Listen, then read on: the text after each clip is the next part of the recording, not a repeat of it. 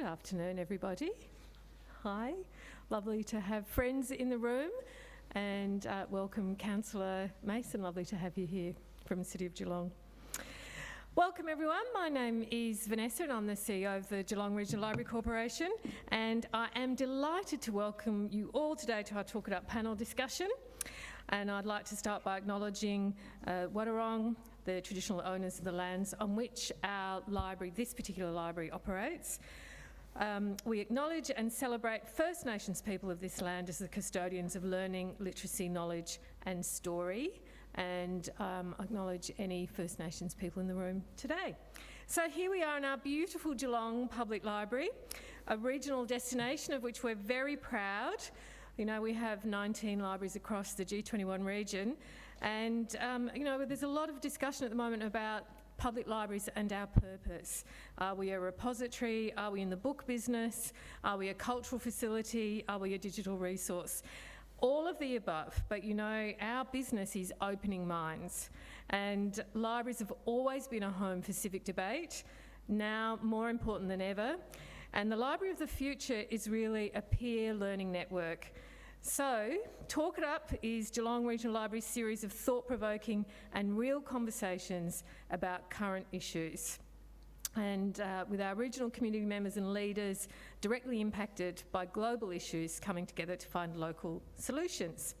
So our host for today's discussion is Mr. Simon Waller, I have here, Mr. Simon Waller. Yeah. Simon is an author, international speaker, futurist and live-streamed TV host, and over the last decade he's hosted everything from awards nights to internal corporate TV shows to political debates.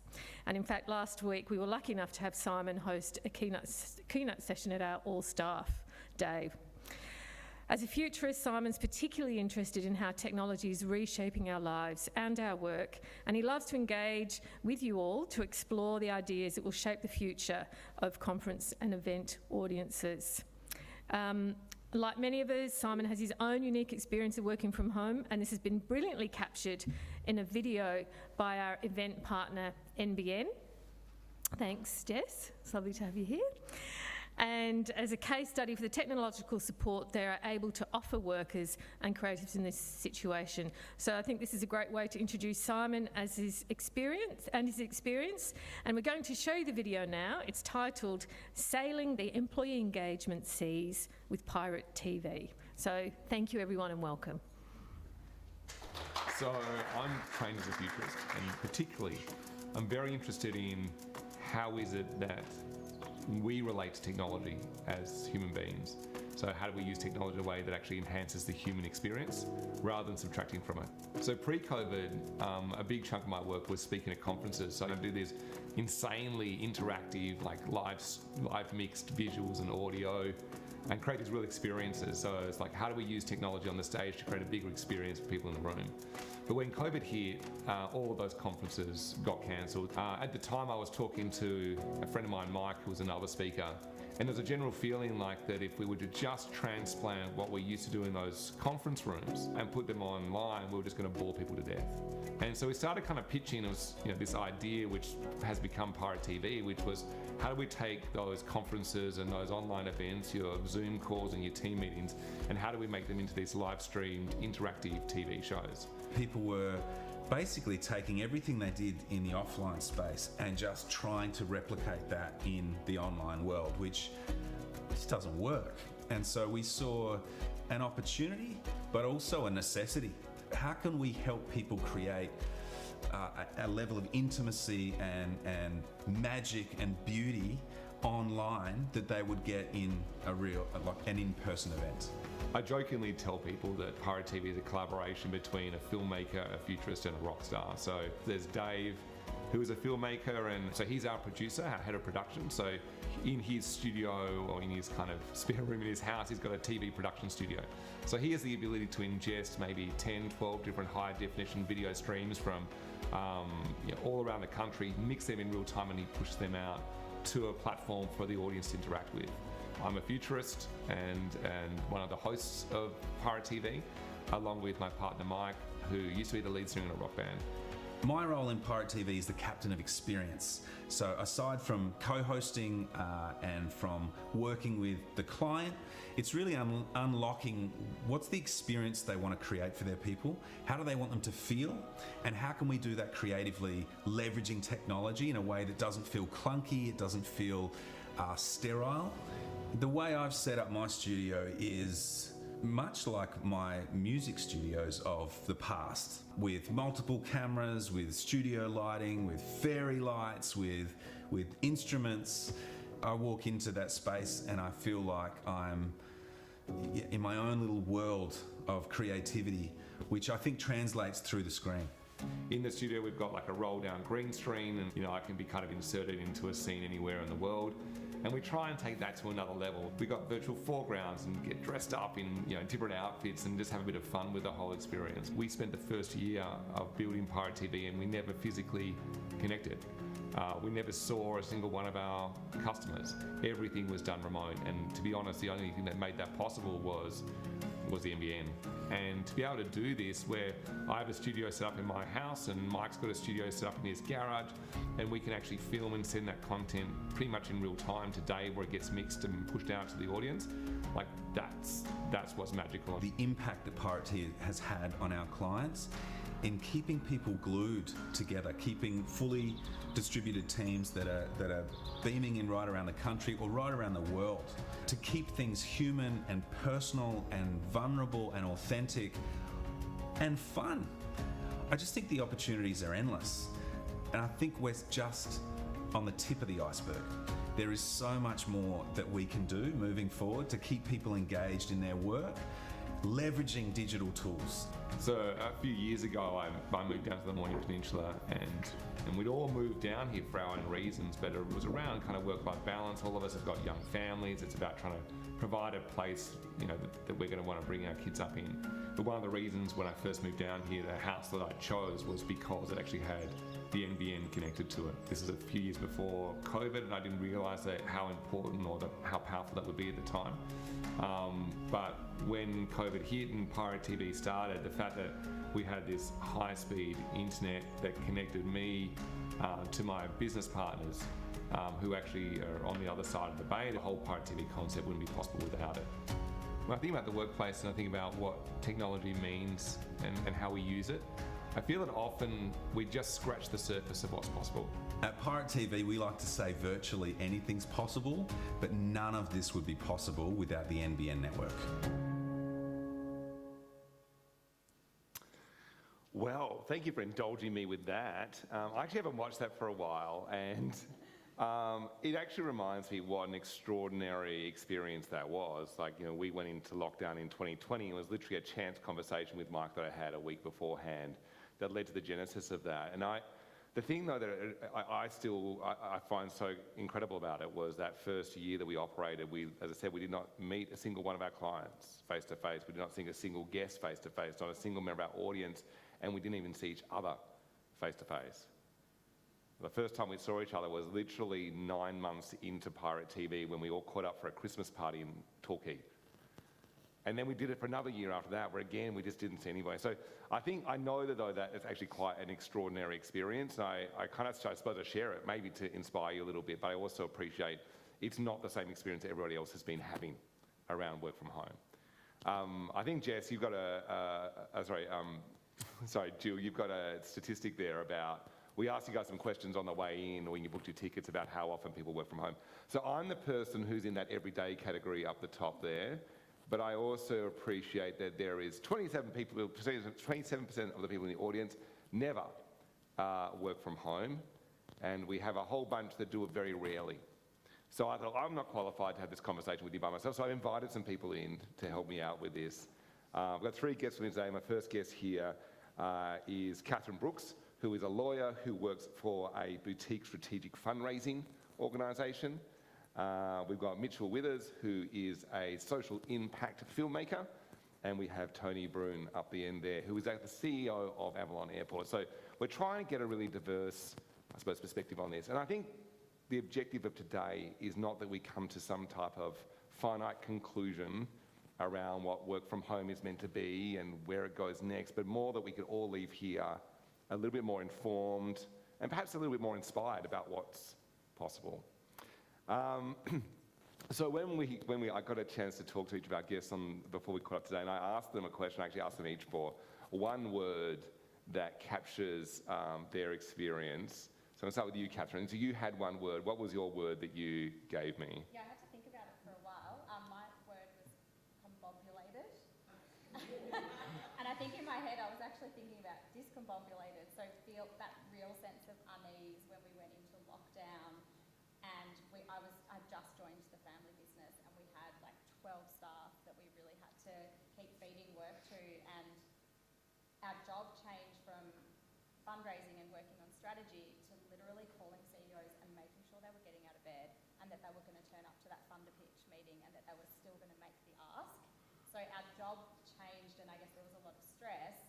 So for me, combobulated, meaning to put something back into order, to try and find that clarity in my mind, but also for our business, was really key to getting through that. Yeah, so we've actually put the definition up on the screen because I didn't know what it meant. And so, but yeah, as you said, it's to put things back in order, but what you're saying is actually it was discombobulated. It actually everything kind of fell apart like a little bit. And then we had to work out how to put it back in order, how to make sense of a time when, I guess in our heads we all had a little bit of anxiety and we weren't sure. And it was sort of harder to keep motivated to put that next step forward, but we had to do that for our clients, so we had to work out how to do it ourselves. So yeah, that was the word that really sprung to mind, how to make sort of order out of chaos when you felt like you were within that sort of chaotic environment. Yeah. Now, Mitch, when I ask you this question, I mean, you've got your own very interesting journey kind of around, moving, to a very remote, quite remote regional area, and your own experience of what that would have been like through kind of lockdown. But the word you gave me was complex. Yes. I think for me, what I meant by complex was, I feel like working from home kind of brings out the best and worst of being a freelance filmmaker. So the best when I'm inspired and things are happening, I can be anywhere, I can be talking to someone, all over the place, and it's so exciting, and I have this kind of, I'm always chasing something, but when things aren't going so well, it is depressing, lonely and isolating. So I think for me, it's about the kind of both ends of the spectrum. It can be so great and it can be so terrible, and it's always trying to balance that or try and get more wins. Yeah, and I think that's what I love about that is I think there is an inherent tension in this conversation. Like there's something in this around, we know that there's some really beautiful positive aspects of working from home or hybrid work. There's also some real risks around it and some real challenges around it. And I think that there's that tension, I think, which is obviously what we're here to explore today. Tony, you gave me a word. Your word was family. Yeah. You had quite an interesting experience. Maybe you would share a little bit about your lead into going into lockdown and then kind of what that impact it had on you and your family. Yeah, so mine was different to most Victorians. So I'm actually adapting to how you had to go through your stages of grief over here. Because I was working for Melbourne Airport, but I actually had family back in Perth. So when the borders shut, I escaped and went to the Republic of Australia and had a joyous life, to be honest. So, because for us, work from home over there, well, it was a couple of bits. Work from home didn't exist over there at all. So it was business as usual. But for me, work from home was being home with family. And having this time, and it was freedom, it was flexibility. So like I'd be down at South Beach, just would have walked my dog. I'd dial into the meetings at the cafe, having my croissant and a cappuccino, beautiful blue sky. And all my Melbourne colleagues were rugged up with, scarves indoors, miserable, just in a state of torture. Going, well, and there was always a conversation, where are you? And I'm going, I'm just outside of home. So it's a very different experience, but it also then led to me seeing work from home in a very different light in the context of how I applied it. So 9 months into COVID, I actually switched jobs, left Melbourne Airport and went to the city of Cockburn. And there was a workplace that had everyone was turning up to work. There was the concept of work from home just didn't exist. And I was trying to explain to them, there's this world out there. We've actually got the tech, and I don't need to see you. So we'll get into it as we go forward. But it's interesting in terms of, for me, now listening and hearing the descriptions you're getting, they are grief-based words about that you were in a state of disruption. I was in a state of opportunity. So we experienced the same thing in terms of work from home, but had different outcomes for us. So it's actually quite interesting to see. I'm personally triggered by this conversation. all my family's in West Australia, so that was my experience of calling home. I had this conversation with Tony, and like everything he was describing, like I lived in Fremantle as well for about a decade or so, and everything he described to me, I haven't been back for 4 years, I'm going back for the first time at Christmas this year to see my family and my friends. And he was like, I was talking to Tony, I was like, oh my God, I just want to be there now. And it's like, even though we're out of lockdown, I still feel the grief. So, I think we were quite lucky in Geelong though. I mean, we experienced much less than our Melbourne cohorts, and I just don't know how, particularly the women that I know that had children that were working these major roles. Like one of my friends is 2IC at Country Road, and she had 2 children, 1 and 4, wandering around at home. I don't know how they did it, but they survived, and yeah, I think credit to them as opposed to us in Geelong or WA. yeah. We felt we had our own experience, but I think we were very lucky to live down here. Yeah, and don't get me started on the injustice of the fact that you guys are regional and yet Mount Martha is part of Melbourne. Anyway, so let's move on. The first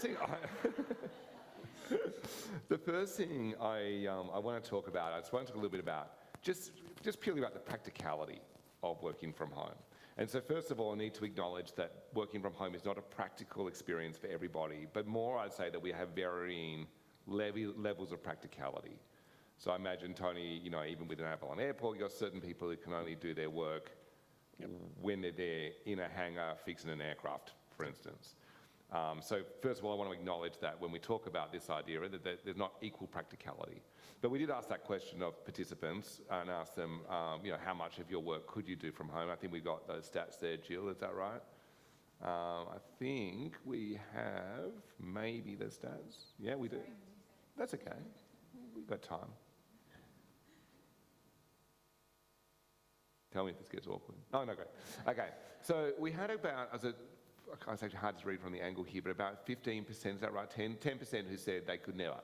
They can't do anything from home. You've got a small chunk there who say, I could do 25% remotely, but that's it. But you've got about 50 to 60% that said 75% or more of their job they could do. So practically, it's possible.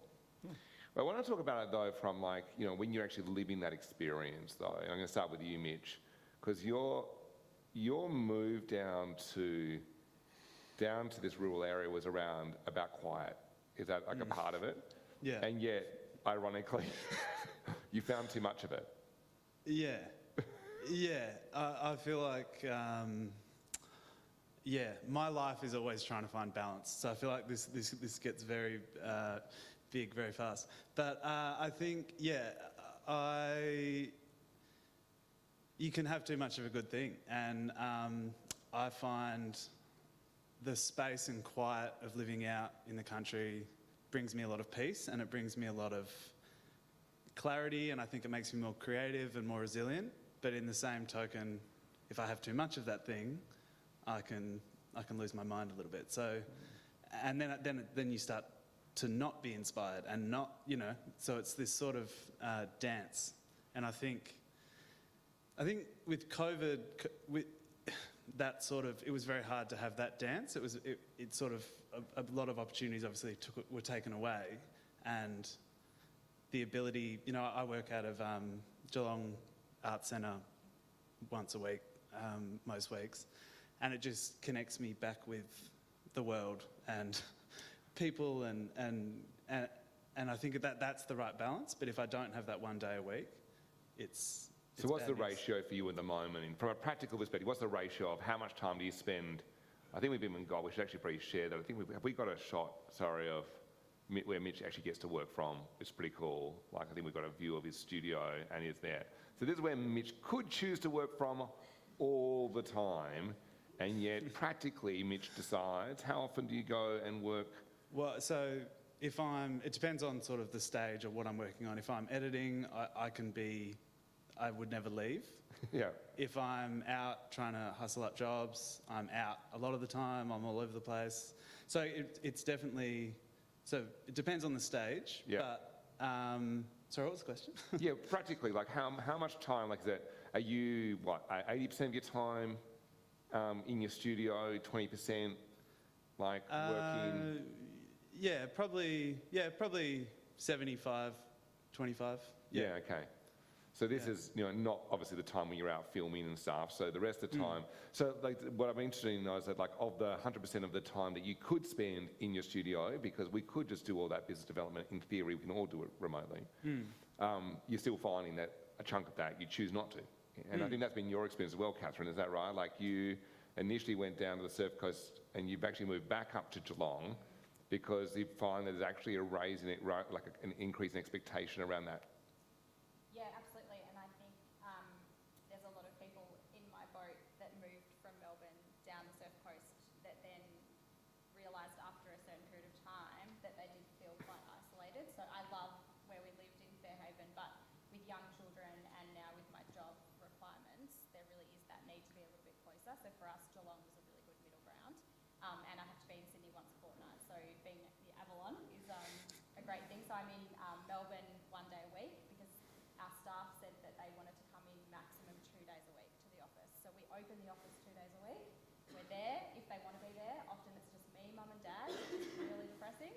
Sometimes we have a couple of other people that come in and we say we'll take you out for lunch if you come in, but it's really hard. It's like bribery, you say, basically. Like Yeah. It's pretty hard to get them in. And then the other fortnight, I'm 2 days in Sydney, and I find that we have to be face to face. We just have to be in Sydney. We have to be having the conversations that we don't have on Zoom. I find it a very one-dimensional conversation where we quickly get to the point of the meeting. You get to your to-do list, whereas if we're face to face, we talk about their personal life. We meet somewhere that's beautiful to them, Tank Gardens or Bondi, or something that is meaningful to them, and we're able to have really different conversations. And I guess because of our job, it's around relationship funding. We're seeking personal donations. It's really important to have that connection with those funders. So yeah, I find that we definitely do have to do face-to-face work, and that's really important. Yeah, so I find this really interesting. As I said, I had 2 years, my experience of 2 years of literally doing everything remotely, including building those connections and building those relationships. I was having a conversation with somebody yesterday and I kind of asked the question, do you think it's just that we just don't care as much online? So if you're going to go and meet someone in person, especially that kind of connection, relationship building meeting, you put a lot of effort into that. You think about what am I going to wear today, where am I going to take them, and you kind of, you set the scene, you set the opportunity, right? It's like, well, do we take that much care around the way we do Zoom calls? Or do we actually just kind of rock up? And it seems like, one of the things that kind of... So I suppose that's my first question to you. Do you think it's actually that you can't, or it's the fact that we don't set the conditions for it properly, like we don't care enough? I think there's that perception from people around, sorry, just hold your mic for a sec. There's a perception that you have made an effort, and I think that that's going to be the issue that we're finding now with employers that are requiring people to be back in the office and have bums on seats, because there's that perception that you care more if you show up. I think with the funders and our clients, they feel that you've made a real effort and that you're attending, and of course you can do that same thing online. But I do find that there's a sort of deeper, richer connection that I can certainly build face to face. And actually it was good for us in COVID because a lot of the funders that I can never get a meeting with, they weren't able to travel. And so I would contact them on LinkedIn, even if I'd never met them before, and say, would love to meet you. And they was like, sure, I'm bored as. So I'd be jumping on Zoom, meeting with them for the first time. But those people are now saying, great, let's meet face to face. They really want that connection. So I think that's really interesting. So the other thing I just quickly touch on before I go to Tony though, so there's a perception that you fit the demographic of the person who's going to benefit the most from flexible work arrangements and work from home. So as a working mum, you've got young kids, it's like, oh wow, isn't it great? Because you would be able to then potentially access work or work in a way that's, fits around your lifestyle. But that's not even necessarily your belief on that. Like you actually have quite a counterintuitive perspective on that. I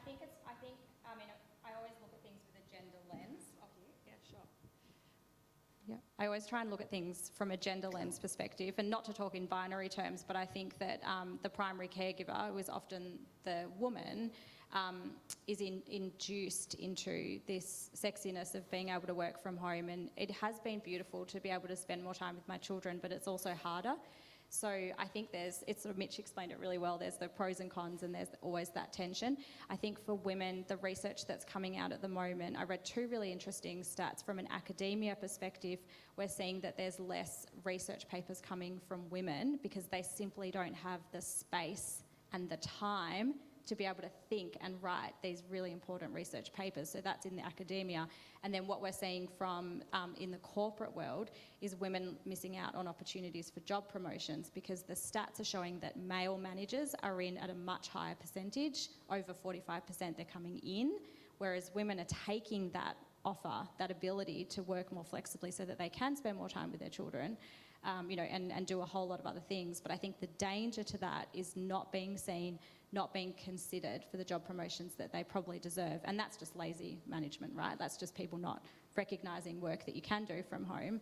But the other danger, I think, is that I find myself, I can get drawn into the domestics. Whereas if I actually exit, there's never one time that I think, geez, I wish I hadn't gone in, because things can carry on, whether it's childcare, whether it's your partner. You realise that you don't need to do everything. So I think there's that danger if it's always you and you build your whole world around that. Particularly, we know for women around superannuation, we're really at risk of homelessness. So we need to be making sure we keep our jobs, we keep our seat at the table. And I don't think that we should have to do that by attending a workplace, but I think we need to be really strategic about when we do go in and when we stay at home. Yeah, I think that's definitely something that has been missing, I think, or maybe we're starting to get to a more mature debate. And I think we're getting to a more mature debate on a whole bunch of stuff kind of post-COVID, because there's been like these big pendulum swings. It's like something we're all in on work from home, and then we're all in on going back to the office, and there's somewhere in the middle where we actually can bring a sense of intentionality around it and make some slightly better choices. Tony, so this is an interesting one. You're not one of those evil bosses that is discriminating against women leaders, are you? Or are you? No.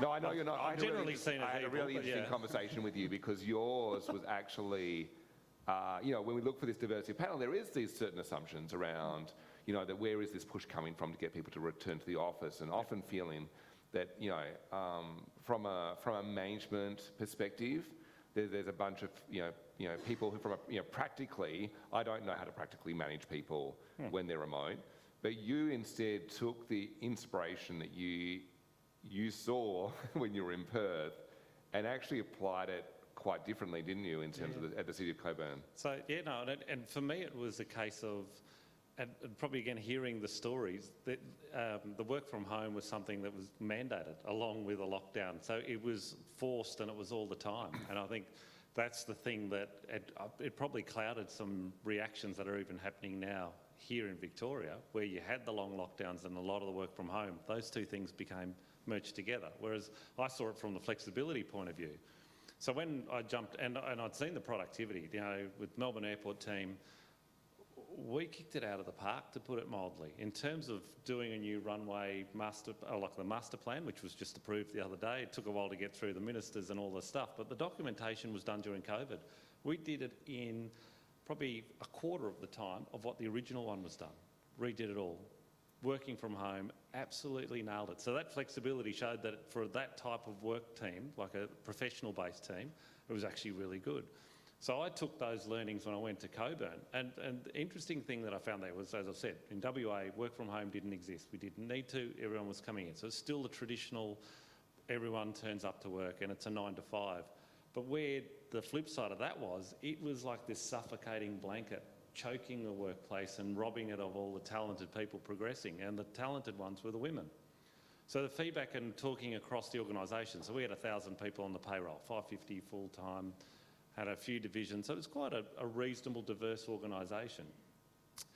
And the feedback coming back from the women were, we've got so many good women that have left or are stuck in low-level jobs, because they were told that if they accepted the promotion to a coordinator, to a manager or higher, they had to work full-time. Couldn't not and working full-time was being at the office. There was no flexibility. And I went, well, that's just plain stupid. Because it just made no sense that we were constraining, and it was, and to the point of Catherine, like it's still skewed that way because it's mostly women still as caregivers or taking the parenting duties, although that's changing because now we're seeing a lot more sharing of that, but there's a journey to happen on that one. But they were disadvantaged in a big way. So my push of actually bringing in a flexible workplace was say, I don't need you to be at work. I need you to be where you can deliver your best outcome. Now that's going to work for some and it won't work for others, because some people say, I've got small kids, the last thing I want is to be at home. Fine, we've got a great desk for you here. Other teams, like our pothole patching crew and the parks crew, said, well, the day that we can do pothole patching remotely, it's probably a drone and you won't have a job. So you don't need to worry about it just yet. We're years away from it, but work from home's not an option for you. And they were all happy with it. But there was a big swathe of our employees that could. And so the challenge back to everyone, and we built a policy around it, was as long as there's no operational impact, no customer impact, and the big one was that there was no culture impact. So your ability to work from home was guided by that. So as long as you could meet those three performance metrics, it was all go. Then we get to your point, Simon, about how we measured it all. And we hit the resistance, ended up being the mid-tier managers who were violently opposed to this work from home. And their argument was, how do I know they're working? And we go, well, is that your only metric? Like, really? So your metric of whether someone's working or being productive is that they're turning up and you can see them at their desk. Don't you have other measures of success? Like, what are you doing? And they go, no, I just need to see people. So we went on this journey and created, it was actually a motivator for us then to create a whole thing so that every division, every team and every individual should have first a purpose statement, why you exist in the organisation. Then you would have your objectives, not what your tasks that you do, but what is it that you deliver, and then measure your success. And in doing that, then so you'd know why you're there, you know what your objectives are, and we can measure success. Then we can actually just go, well, where you do your work, we're going to give you the tools to do it. Off we go and measure. And that was the challenge I had again, was really pushing the pressure back on the mid-level managers to say they could actually measure success, not monitoring hours of people work. So it really spurned a completely different workplace. But it did get challenged. Other workplaces, other local governments that were by nature very conservative were right into me. I'd go to meetings with other CEOs and they were going, how can you be doing this? Like, people will be sitting home doing nothing. Like, what have you done? Like, you set an unrealistic expectation. I'm going, but we're still delivering everything. In fact, our performance measures are really high. So I think that, but to your point of the inspiration, it actually, an indirect thing about addressing getting more opportunities for women, which was the complaint I was getting, led to a whole purpose-led organisation journey that we embarked on. Yeah, and it's interesting how your experience of and just having that small experience of the lockdown and the work from home when you're working in Melbourne airports was enough to kind of show you there was another way. Because I imagine that without that, it would have been hard to kind of almost identify the solution or the way through it. I'm going to come back to the leadership bit in a second, but I want to talk a little bit more about this kind of cultural aspect of it. So I think that's really interesting when you kind of go, okay, if you've got a really sound organisational culture and people feel intrinsically motivated by their work, fair enough that we can then trust them, I suppose, to a certain extent to go away, and we've got some boundaries around it, we've got some measures for them, and we can get them to do their work. But I always find it really interesting, if you think about the big tech companies that produce the technology that they then sell to us so that we can go and work from home, most of them actually have a policy that makes their people come into the workplace. So Apple, Microsoft, Google, all require people 3 days a week in the workplace. And Microsoft had a really interesting one. So when they had a huge cultural problem going back about 5 or 6 years ago, maybe a bit longer now, it's hard because COVID obviously blurs our timeframes. But about 6 years ago, they actually went to a point where they forced everybody to return to the office because the culture was so broken that they just didn't know, like they need to know who was actually engaged, like who was actually really committed to the company. I wonder if you see like that may happen again. We're potentially going through a period of economic downturn. You know, we've got a recession maybe going to happen. We're already seeing it in the tech companies. There's nothing like, you know, mass redundancies to have put a dent in culture. What do you see Tony, happens there? Like, do you see that in that type of culturally poor environment, you can continue with those strategies, or are you going to see that, well, maybe we just have to get people to come back and regroup for a little bit? Look, I think it's something that'll self-regulate, and again, it comes down to your measures, like your KPIs. There are measures that indicate engagement of individuals and teams and culture surveys and the like that you can do. And that gets to that third metric that I was after. So customer service, operational impact and culture impact. So if teams are starting to drift apart, it does come back onto that leadership group and that team to address and say, what's causing it? And if the cause is none of us are ever meeting each other when we're not here, they'll have to self-regulate. I'm not a big fan of saying, well, then I'll come up with the arbitrary 3 days, because I don't. The problem I've got with that is I'm paying rent, or I've got floor space that's for 7 days, and then I'm only using 3/7 of it. And I don't get for a logical person like me, it actually doesn't make a rhythmic or financial sense. So it's more about putting it back to the leadership group and a team, and the team to take ownership, to say, hey, our culture's looking pretty crap. You know, we're not meeting our own organisational benchmark, we're not meeting industry benchmarks. Why are we causing it? And it might be nothing to do with work from home. It might be something else. It might be that our tech's crap, or we hate each other's guts and we actually got the wrong personality mix in there. But it might be we're not seeing enough of each other, and they should self-regulate. I'm loath to be one of those that goes, no, I'm going to make you come in for 3 days, because that mightn't be addressing the problem. So, very compelling, Tony. You know, Mitch, Catherine, he's got some jobs going. Just happens to be in your area of expertise. Do you want to go and work for Tony? Absolutely, because I think it takes a level of self-motivation, and he's saying no, quite rightly, I'm not going to dictate. So therefore you need people, and we've done the same thing where it's very flat line management. We work in hubs like groups in a project management, agile management style thing, because it's the team that needs to work together. So to that extent, one of the things that we've had to do recently is do authentic communication training, because we have 2 people working in New York at the moment that want to be there, that can do the job over there. We've got a lot of people living regionally, and we hardly ever see each other face to face. Plus they've got to deal with a mum and a dad and a daughter working with them. So we did this authentic communication training, which was really amazing. It's around non-violent communication, but also talking about how do we work in all these different ways using lots of different mediums. So I think it takes a bit of that self-motivation and that creativeness to think things are changing. If people aren't happy, or if we want to mix things up or keep people happy, how are we going to do that? And I think it takes a bit of an investment in your people that, I love doing the work. I love actually just delivering and doing the work. So for me, it can be a little bit tiring, but when you've got great people around you, it does, provide a lot of reward and benefit. So that was something for us that we sort of looked at. How can we communicate better so that we can come up with those solutions and stay really motivated and connected? Mm.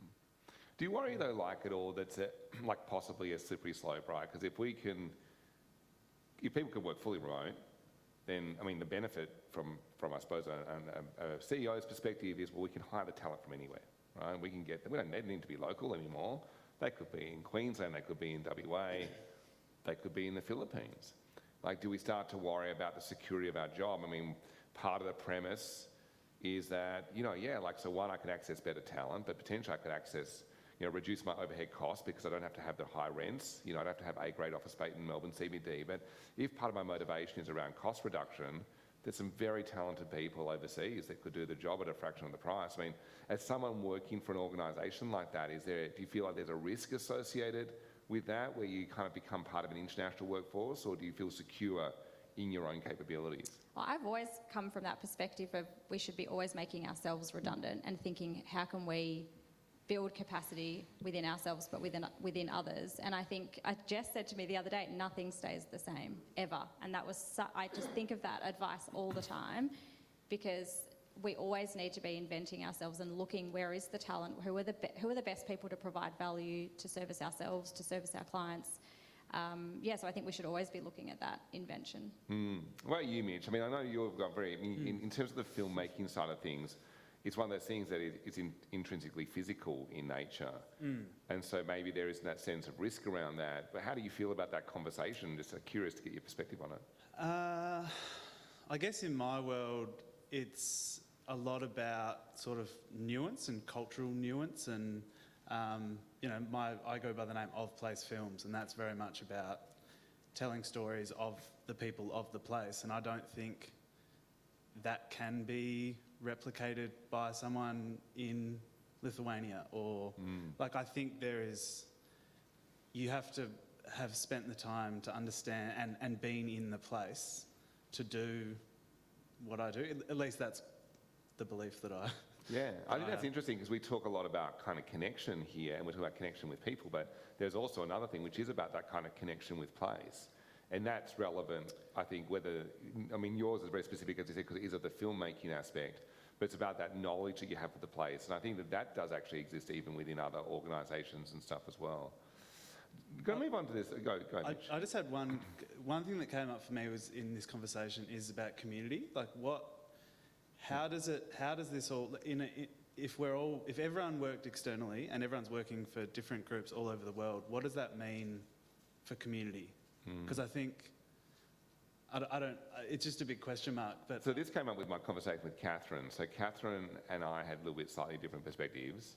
But, you talked about friend, like the other thing came up around Women Return to the Workplace was about friendships. Yes. It's like some people feeling like, I'm missing this opportunity to create these meaningful friendships. Yeah, so some of the latest data is showing that those who we thought would love to be coming back to the workplace are not actually the same group of people, and that is the 20-year-old women.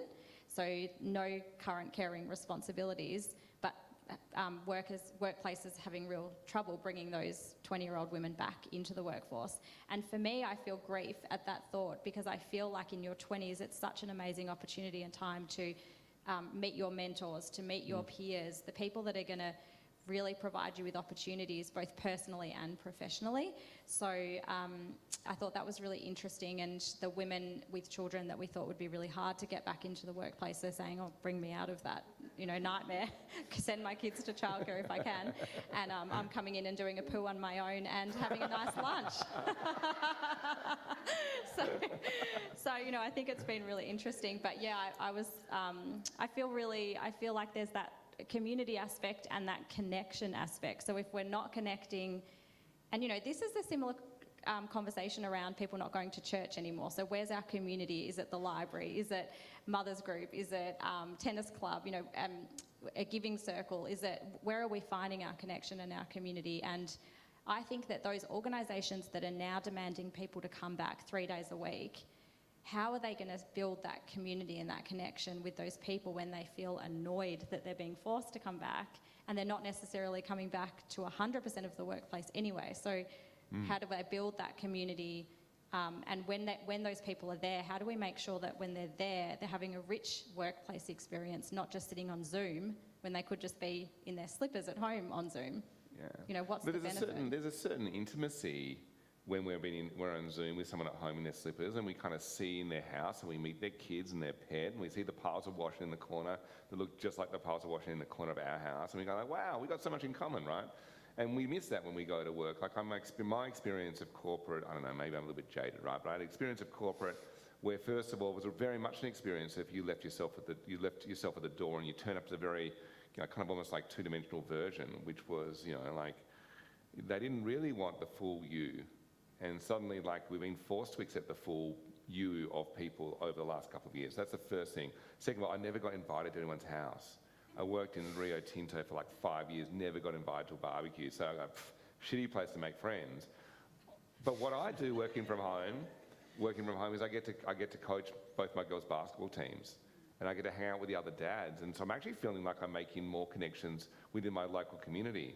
And I kind of question about like, that's something I feel like we've been missing, that time to make connections. You think about that, an hour commuting each day that you could have otherwise spent travelling to and from the city, 10 hours a week that I get to do other things. Now, not that everyone chooses to do that, like some people are just choosing to spend that time sitting on a couch in front of Netflix, but there is this opportunity to create those connections and build that within our local community.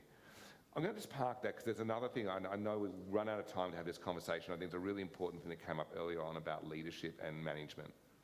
And I've had the same conversation with people before, Tony, around, you know, that actually was actually the CEO of a government agency. And it was early on in lockdown, and he called me up and we're having this kind of chat over Zoom. He goes, I just don't know. My leadership style is to walk around the floor and just kind of get a feel for how people are. And he goes like, how do I do that on Zoom? I was like, well, it's pretty awkward if you do that on Zoom. If you just kind of drop into people's Zoom calls, that Zoom bombing thing is like probably not the way to go about it. But I do wonder whether or not we just fundamentally, like one of the biggest challenges that we got is that we don't have the right people with the right skill sets to actually facilitate a really meaningful, you know, flexible work arrangement. Now, I'm actually going to go you first with this, Mitch, because I want, like, because I'm interested about the self-management aspect of it. Like, you've only got to manage yourself, right? But like, you know, you say, like, I've got to get out of the house every now and then because it's not great just being in your little studio all the time. I mean, but do you think you do a great job of it, or do you feel like sometimes like you go, I really should have gone today, and I'd say my management style is complex. Yes. Yeah, I don't know, yeah. Yeah, it's, I think I go from having a very positive relationship with myself to having quite a autocratic bully sort of comes to mind. Yeah, I think it's, the amount of energy I spend just managing myself is ridiculous. That I could never manage 1,000 people because I can't manage. I don't know. It's the amount of nuance in trying to manage one person who is myself. I'm not batshit crazy, I swear. Yeah. We're all just picturing you in the studio and like you're a bit like Fight Club or something, and you just kind of keep turning from one side to the other. No, I think it's, I don't know, it's an interesting, I guess it goes hand in hand with when things are going well, I feel like a king of the world and I'm invincible. And and I guess that comes with this sort of, I feel more, the wins feel like they're me, but then with the losses, they also feel like me. And so I feel like probably being self-employed, you're more connected to the wins and losses, and there's a very obvious correlation between financially and everything else, you know. Yeah, so we're aware, like almost in hindsight, of times we've done it well and times we've done it badly, but it's not like we can necessarily go, well, today I'm going to nail it. Yeah. And also, like, human beings are, you know, some days you wake up and it's easy, or there's flow, you know, people talk about this idea of flow. Sometimes things just happen and it's organic, and then other times it's just pushing uphill and you don't feel like you're getting anywhere. So I think there's also, it is a very, you know, human beings are complex. So, yeah, I don't know. Yeah, so I have that experience, and I also have a small team of like there's 3 of us, and I sometimes struggle to get that management thing right, even though I talk about it to people and I have qualifications in it. I'm kind of curious, Tony, like, you know, so here you are, you've got a much bigger team that you're managing, and you've got managers of managers and a whole bunch of people. Like, realistically, and you don't have to name names or anything like that, but realistically, how many of them are nailing it? Like, how many do you think have actually got the skill set and got the capability to manage and lead really well in this new environment? Well, currently here at Avalon, it's a really small team. So I've actually had to go back to a really flat structure and a team that's in a different operating environment compared to a local government, which is quite big and structured. And the interesting thing there was that out of the leadership group, and especially in the public sector, people are rewarded in their career by being put into leadership roles. So you might be a shit-hot accountant, you could be the best engineer in the world, and then they go, do you know what, you're really good at that, I'm going to put you in charge of people. And it just fails miserably. And I've seen that, and I've had in a previous life, so it's like even before Coburn, where I had one of my direct reports who had aspirations of leadership, but I had to convince him that he wasn't a leader, but he was going to be a technical gun, and that his career could prosper. And we had to find a way to prosper his career, like financially and in title and stature without having to lead people. Because as an engineer, he was doing exceptional work, but as a people leader, not because he was bad or had any failings in life, he just communicating and learning how to share and engage wasn't his skill set. So we do have this failing in our system where we put people up to management roles and we're almost putting them up to fail because they haven't got the skill sets. Then you've got this whole work from home and a new workplace where people are wanting a lot more freedom and more autonomy because we're not as we were 10 years ago, let alone 30, 40 years ago in a society.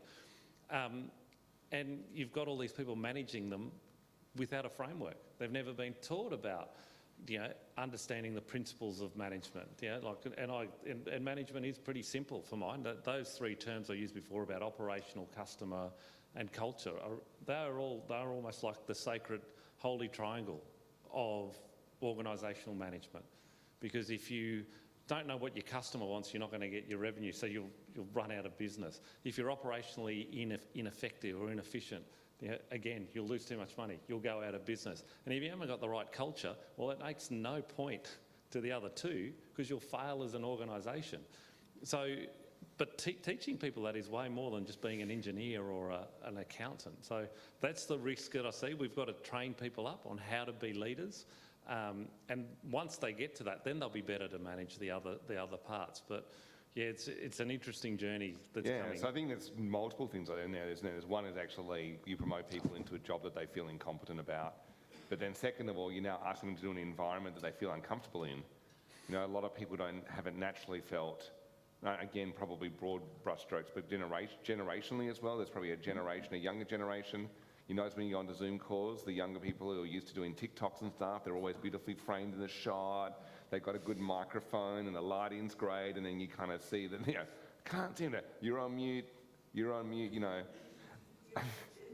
Catherine, you have to struggle a bit of this as well. So I have a beautiful backdrop, and I'm just joking. I have actually a raised thing so that I never have a double chin on my Zoom. Like it was very set up in that way. Well, you saw my setup before, so there you are. You kind of get a sense of how seriously you can take it. But you straddle this divide as well of both the technical expertise, but also some type of leadership kind of management role in there as well. Is that fair enough to say within your... Yeah, I think in a family business it's always tough. We have a lot of discussions around, where's the power, and that there's always going to be power imbalance, and how do we share our power. I think for a lot of people and I think there's a difference between working from home and working during COVID. So I'm trying to keep that really front of my mind as well as people. We've got some workers who have actually never worked in an office and in an office environment. So there's going to be a generation of people. One of my friends is a lecturer, and the first time her students came in face to face, when she finished the lecture, they all went like this, because you know how you do that on Zoom?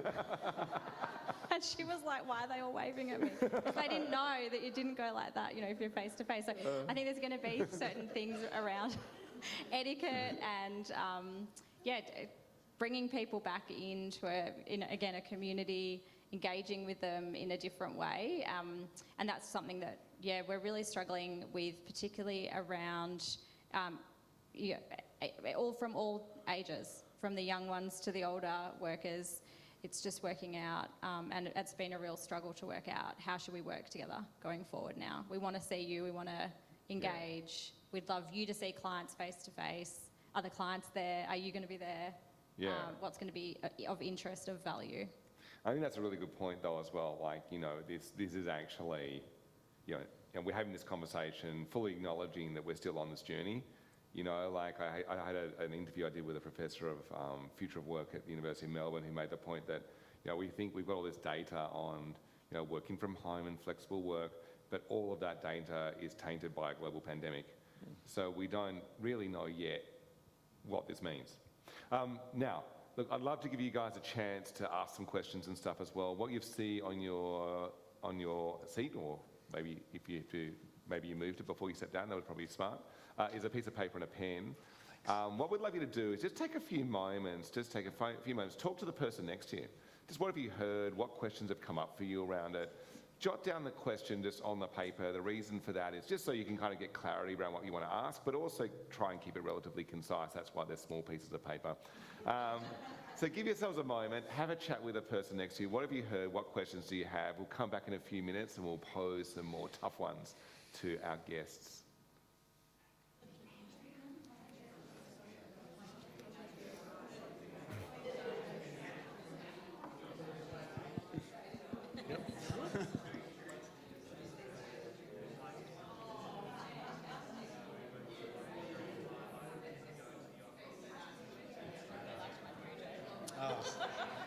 Poo jokes always go down. You've been working the road. I reckon you've got 5 laughs.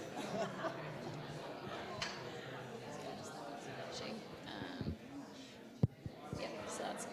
I might turn 5 off. But yeah, I made a little note here just so we can make a little note in the Yeah. Turns out easy. How far?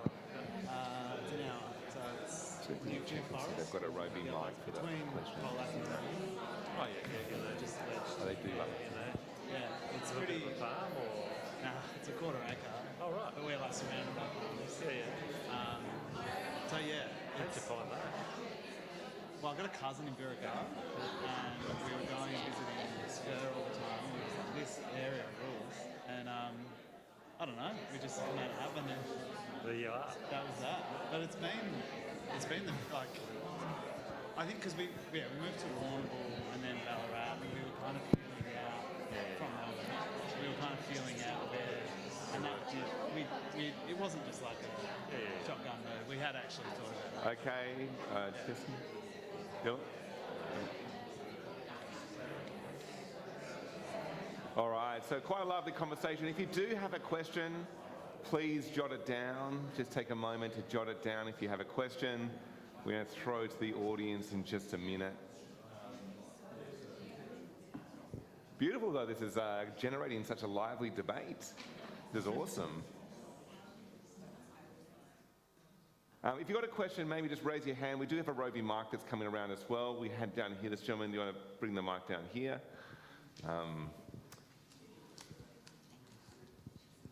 Hello. Thank you. That was a great talk. I'm with libraries, so we're in the world of literacy and actually inclusivism. So I guess my sort of question to you is, how has your own personal access to literacy helped you build your own possible futures? In libraries, when lockdowns kicked in, we were boots on the ground, we were calling all of our members, finding out what they didn't have, figuring out what things they needed. And a lot of the sort of commission housing places had no access, and we very much found it a crisis of the connected versus the disconnected.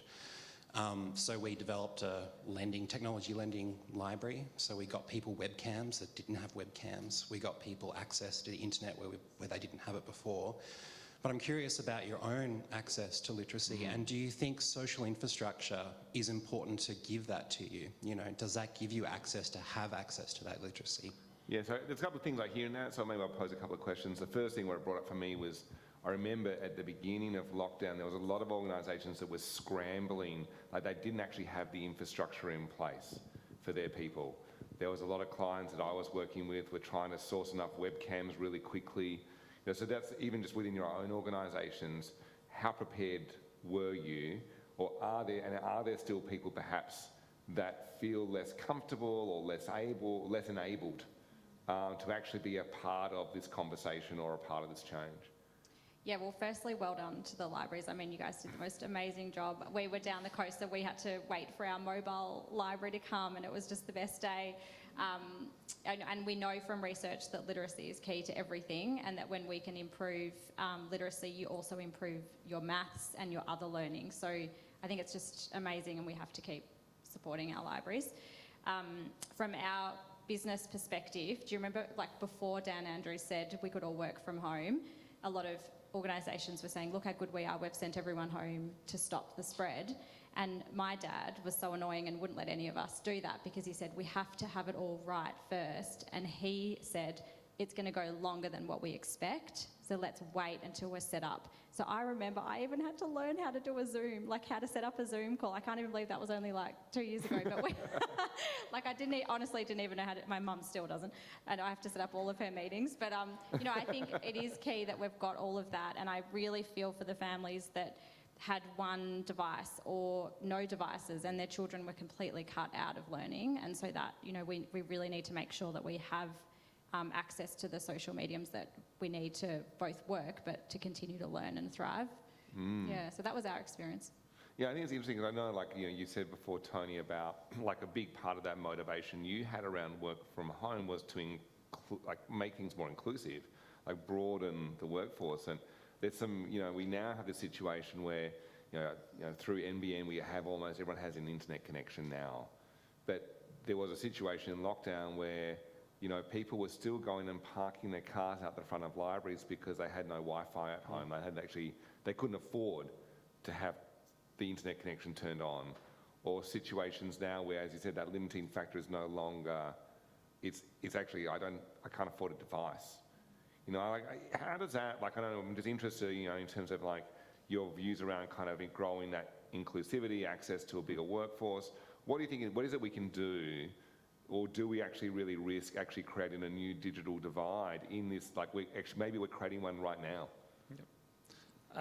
Probably just further to that point, you know, the team at Coburn, we had 3 major libraries in our urban area, and they kicked ass through that period. You know, so the Dockers had, I think, 55, maybe 60,000 members. The libraries had 70,000. So it's just a comparative of good Dockers. So I just wanted to point that out. So they worked out really well. Well done. I think that's this century's, or it's this generation's crisis.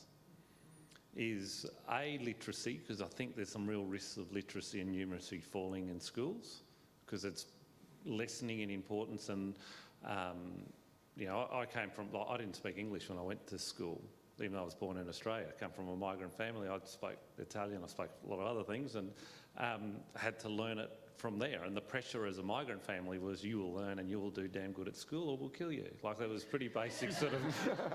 But there's not that same sort of imperative, and it fears me, because that's basic literacy, numeracy. Then you add on top of that the digital divide, and we could end up in a society where the differences in the quality of life, the access to services are so disparate that we create tension and conflict going forward.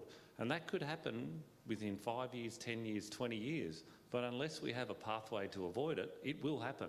Because you cannot create a society that is so different in the levels of service and accessibility that they have, and opportunity, and not expect to be some blowback. So that's going to be our big challenge.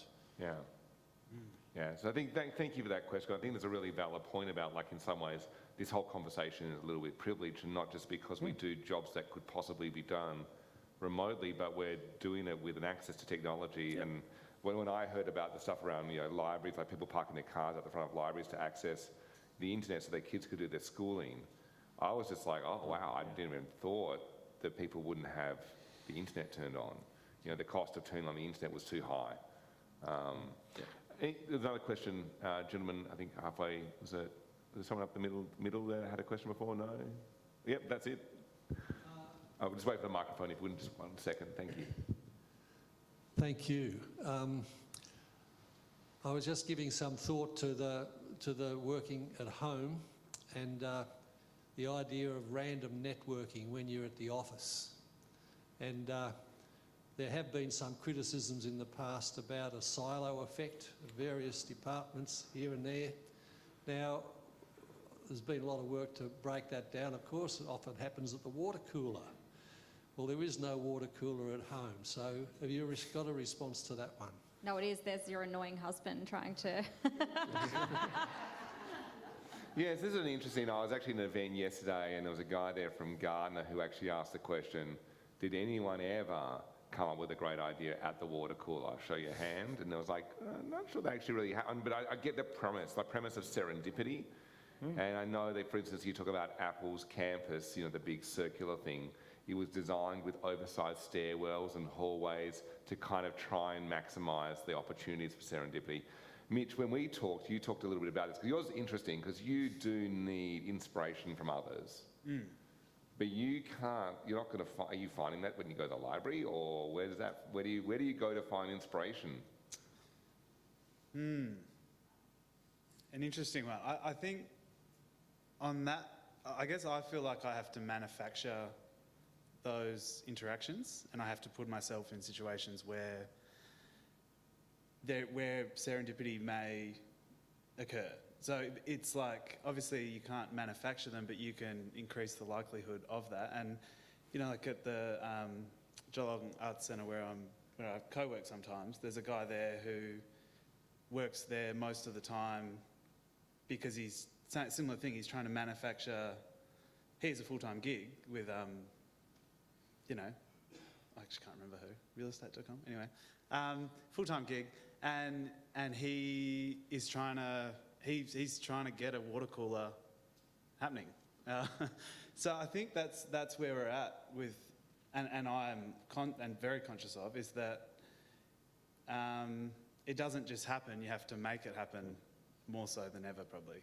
Yeah, but even like you talk about your peer group, so social impact filmmakers, is there any, like, you're not finding them here, you're going global to kind of find those connections and that camaraderie?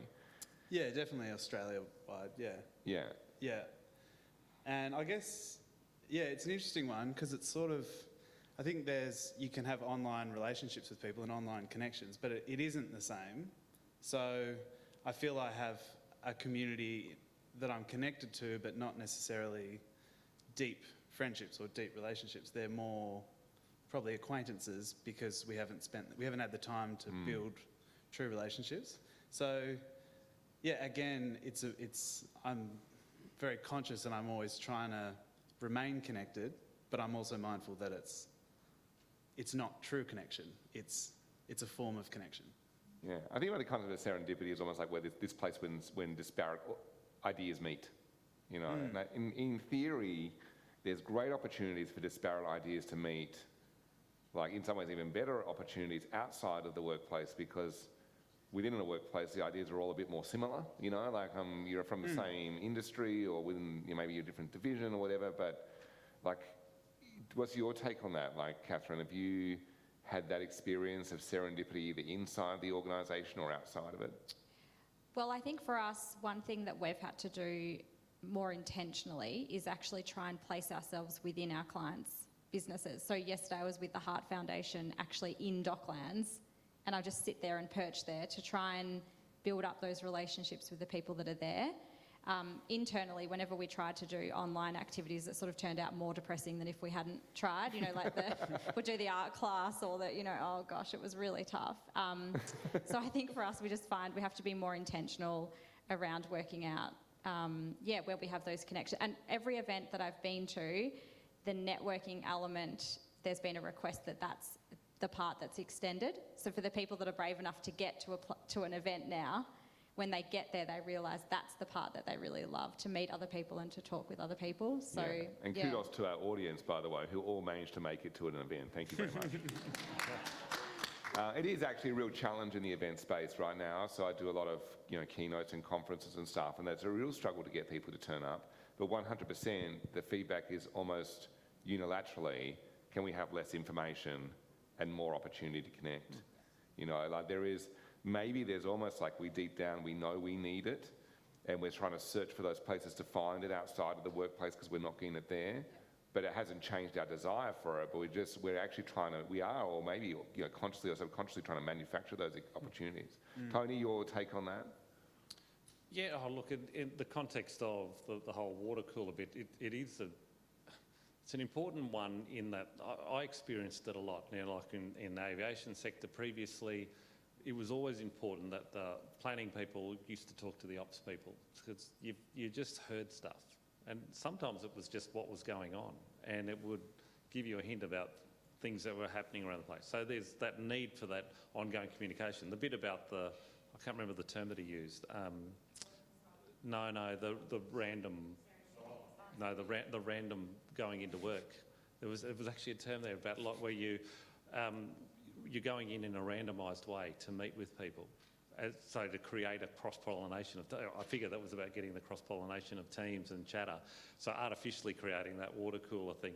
I think that's something it will evolve, because for me it comes back to that, don't want to harp on the old things again, but that whole culture piece. And then when you've got teams and managers being responsible for it, they've got to look at ways, because one of the key measures of organisational culture or collaboration with an organisation. So if your team's getting rated really poorly because you're not engaging with them and you're never seen, you've got to find ways that suits your team and those other teams that you work with to collaborate. Now that might be random days that you go into work and meet up and catch up. It might be other things. You might say, no, we're going to go karting as two teams together, whatever rocks their boat, and just do things together so that you actually get a social rapport, so people feel comfortable to talk. One of the interesting things I found, I remember I changed CEOs in an old role I had in Perth, and we were dealing a lot with Canberra-based regulators. And early on in my time, I was dealing with a counterpart who was out of Brisbane, and they were saying, we're going to Canberra every 2 weeks because they forget that we exist. And I thought, shit, what do they think of Perth? So I used to go, I've made the point, I was in Canberra, if not 2 weeks, sometimes weekly, catching up with different agencies and talking to them. New CEO comes in, you can just Skype those calls or do a Teams meeting. And I said, you can't.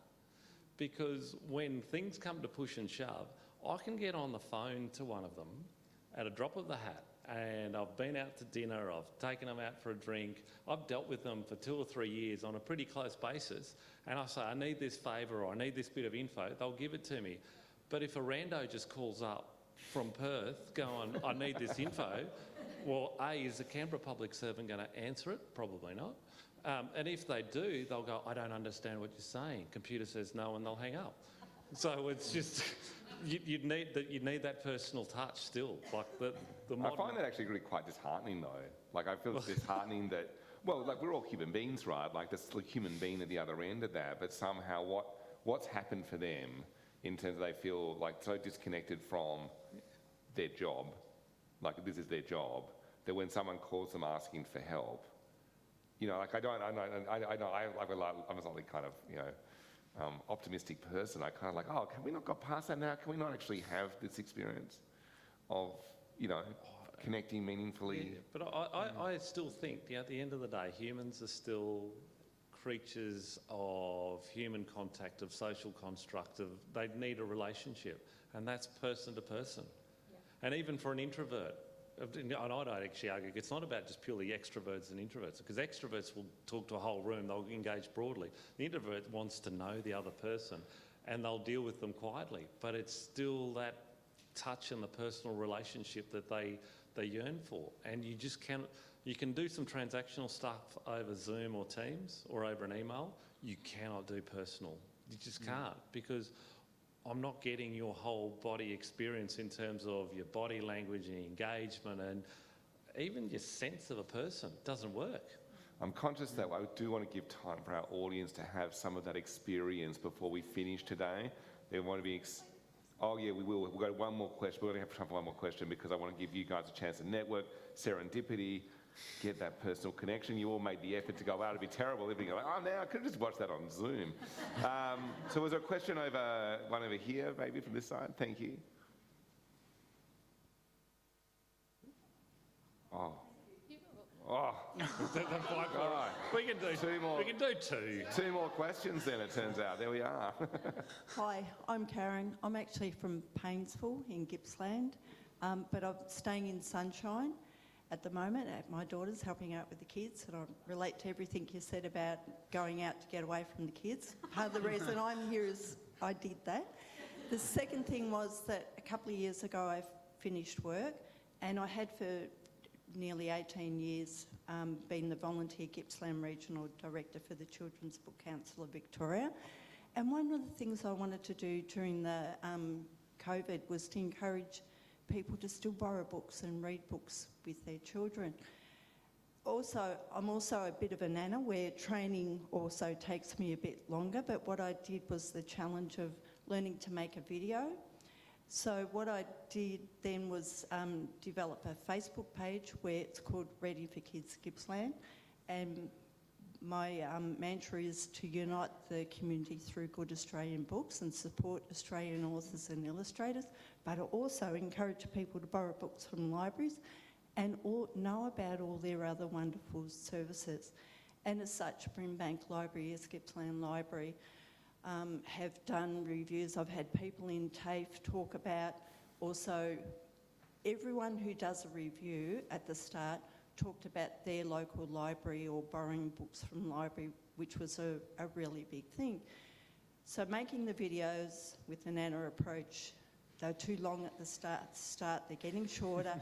I now think I have to get some more training and modify what I do because I want to keep people engaged. So I've had young children, I've had parents and children together, I've had business people. Of course, Library Minister for Local Government, Sean Lean, did a review last year, a book, No, No, Never, which he'd read with his grandchildren. But I asked Minister Lean if he could encourage people to participate in the Big Summer Read. So there's always had been that angle.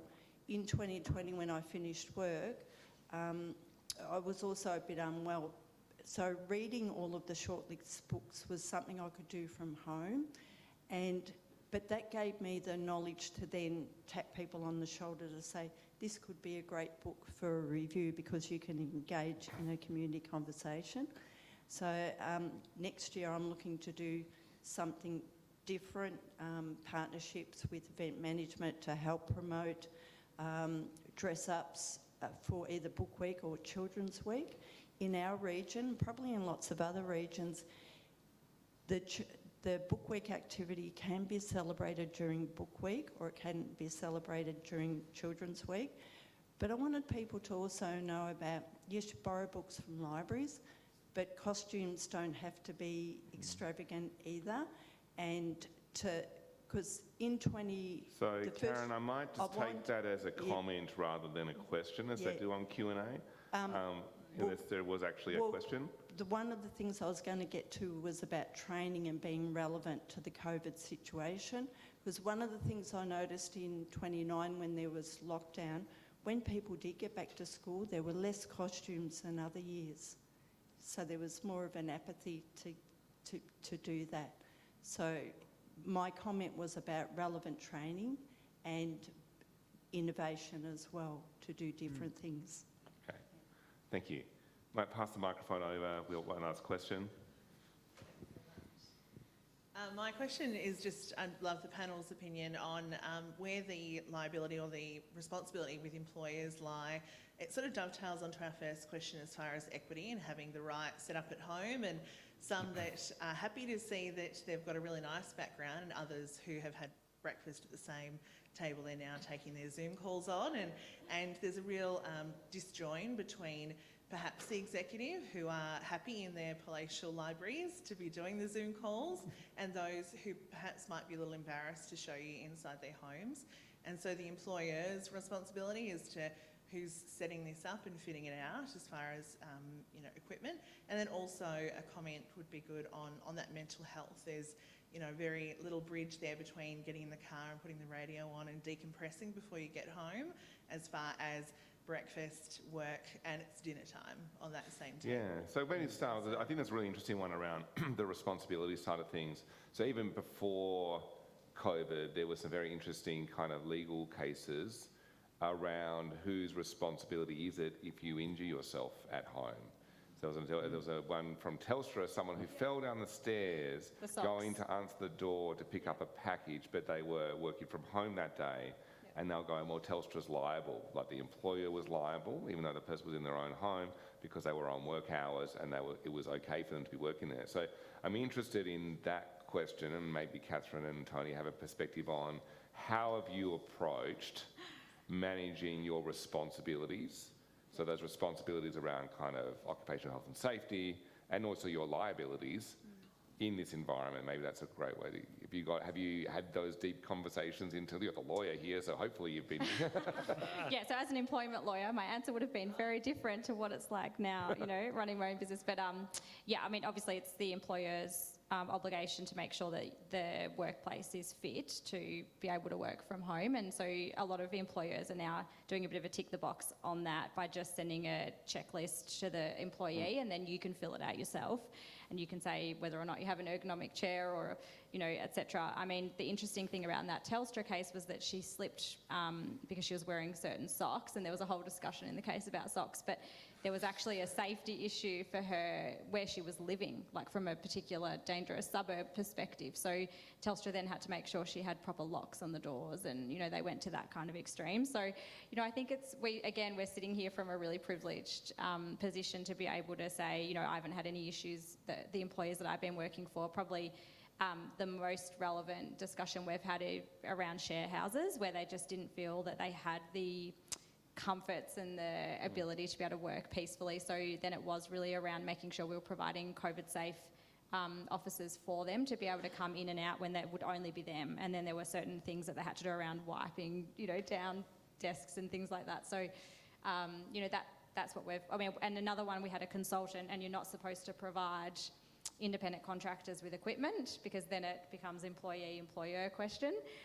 But obviously during COVID, we were really keen to make sure that one contractor that we had in Sydney, she was working from her desk, and it just looked very uncomfortable. So, we went to lengths to make sure we were offering her and setting things up, because it was our obligation, and we needed her to be doing the work that she was doing. It was really important. And we had to say, well, that certain risk is just not relevant anymore. Tony, what's your experience of that? Oh, look, with similar things. With HR teams and our health and safety teams would be all over it, and in our case, actually used to want to physically see. Funny thing with me was, because my favourite spot was on my couch, and I just put it into recline. I had all the compliant desks, never sat at it. But the bit around how people present, again, that actually came down to a social norm and almost a negotiation between different teams, because some teams were happy just in t-shirts, other ones wanted a bit more presentation, and for mine it was a case of it's horses for courses. It's no different to normal workplaces. Some workplaces are a bit more relaxed in terms of how you turn up to work, other ones have a higher standard, and but that's society and the way it clicks in places. So I think we don't want to over-prescribe things. I think we've got to make sure people are safe. People have got access to digital stuff to do that. So if we expect people to be able to work from home, the employer should be providing the sufficient tools to do it. They should be providing that stuff and support to be able to do it. But beyond that, I'm you probably get the sense, I'm more let the people work out how they feel comfortable, and you'll come to a collective agreement to the end to make it work. And I think that makes it a better mental health space as well, because people feel that they've got the rules that they're comfortable with within their team. Now, our very clever audience member actually managed to squeeze a second question in there. I did pick that up. The second question, which I'm going to throw to Mitch here, was around that ability to decompress, like when you work from a studio and the commute to your backyard is, 30 metres or something. Yeah. Mine's less, by the way. Mine's literally, I open up my studio door and I turn the on-air sign off, and then it's like, the kids are there. What's your method? Like, have you got a way of how do you decompress? How do you actually kind of create some boundaries between your work and your life? Or is this your life's work and boundaries aren't required? Well, no, I have a partner who reminds me that work doesn't matter for everything. But I think this, on that thing of mental health and boundaries and things, it's really interesting around responsibility and autonomy. Like, if you give someone more autonomy, does that not mean they have more responsibility? Or, like, I guess that I find that a really interesting conundrum, because for me personally, if I was to be employed, I would crave autonomy, and I would do anything for autonomy, and I would cop responsibility. But then I imagine, there'd be a range of circumstances that would change, where you sit on that spectrum between. Yeah. Anyway, that was just a thought. But in terms of decompressing and boundaries and things, I've found in the past I've tried to be quite regimented and tried to do all the things and the morning routine and all that, and I've just found it doesn't work for me, and I feel like I get in a battle with myself. Like, it's not my process. It's so I have a very fluid, ever-changing feast of tools that I use in terms of decompressing. But Yeah, I don't know. I think what's great about where we live is that no one talks about work. You're not defined by your work. People don't really care. And I think that's the greatest thing, because I am an obsessive person and I would work constantly and talk about work constantly. No one cares. They're just like, you're sitting there and they go, what's going on? And I think that for me, that's the best thing. It's one of the great things about living where we do, because it's like a force boundary. If you go out and you see someone, they don't care what project you're working on. So, you know, I think for me, it makes me more present. Yeah, I think you can definitely find the boundaries. For me, I've got a park across the road and I take my dog for a walk because I know it's like, oh shit, I've neglected him all day, and he looks at me with its big kind of like a whippet eyes, and you kind of like, oh, okay. And it's like, you just do a lap, and so I think there's different ways around it. Look, we're going to have to wrap the conversation. Thank you so much. Can we please give a round of applause to our panelists? I do have one more thing to share with you. I actually wrote a set of scenarios. As a futurist, I wrote a set of scenarios, like 4 different stories around how this might play out. I wrote this about a year ago. It's interesting to see how some of those things are already coming to fruition, how some of these things still might yet arise, how we might lead us to new conversations around things like the 4-day work week. It's a really nice way, I suppose, like, scenario planning is around telling these stories about the future. Here's 4 different ways the future could unfold in terms of how we work from home out through to 2025. If you have a problem with the QR code and you need a link, we can make that happen as well.